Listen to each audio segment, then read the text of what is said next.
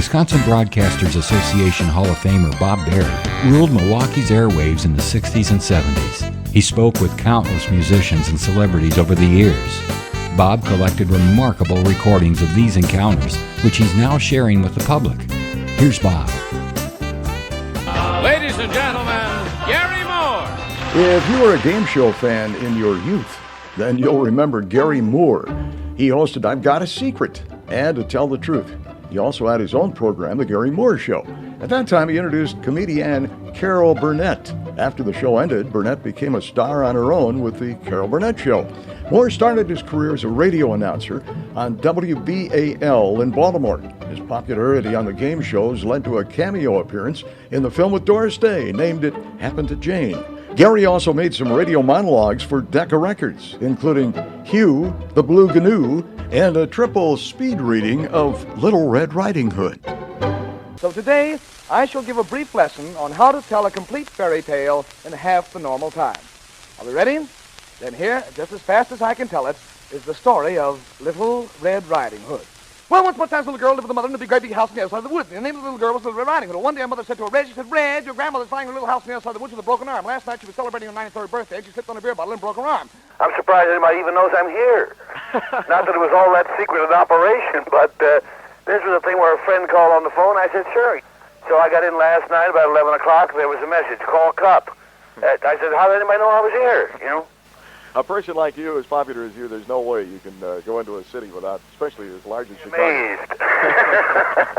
Amazed. We were just talking around the studio here and trying to figure out all the shows that you did. You did so many shows. Can you just mention a few of them to bring back some of those memories? What, television? Yes, right. Oh, okay, because I did several years of radio before that, but in television in 1950, I did the first daytime, I would suppose you would call it a variety show. It was really a talk show. It was a forerunner of the Johnny Carsons, the Merv Griffins. In fact, our theme song was "Can't We Talk It Over?"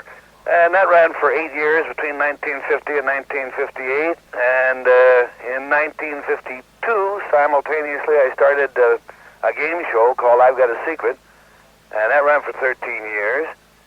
And then in 1958, I started a variety show on Tuesday nights. I was with Derwent Kirby and Marion Lauren, Carol Burnett, and Candid Cameron, all that.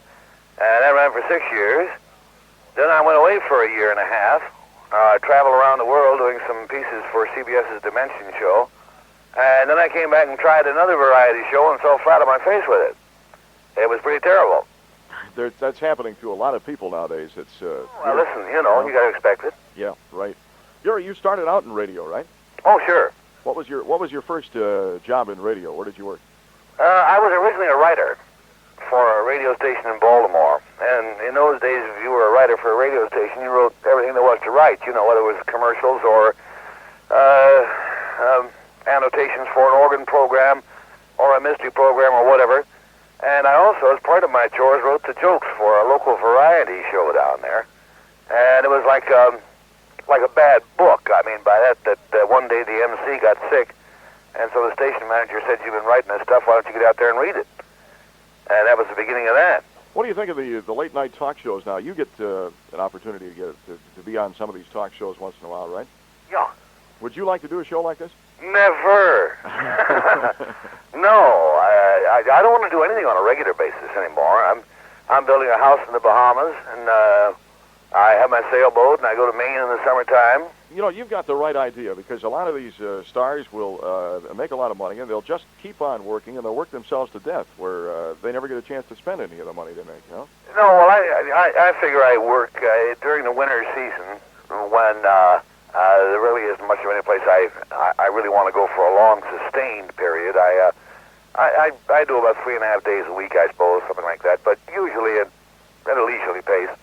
Now, this commercial you're doing in Chicago, is it television? No, it's radio. It's radio. Yeah, it's an institutional thing.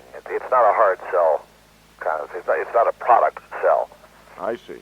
No. Okay. Well, maybe we'll be hearing it around here. Well, here's hoping. Thank you very much, Doris. Okay, nice chat with you. Bob Berry, WOKY 9092. Thank you for listening to Bob Berry's Unearthed Interviews. Be sure to subscribe and rate our podcast on iTunes or wherever you find your podcasts. You can find all the episodes at WisconsinBroadcastingMuseum.org. Check out Bob Berry's book, Rock and Roll Radio Milwaukee.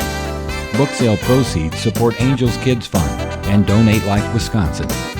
The preceding program was made possible by a generous contribution from Terry Vaughn.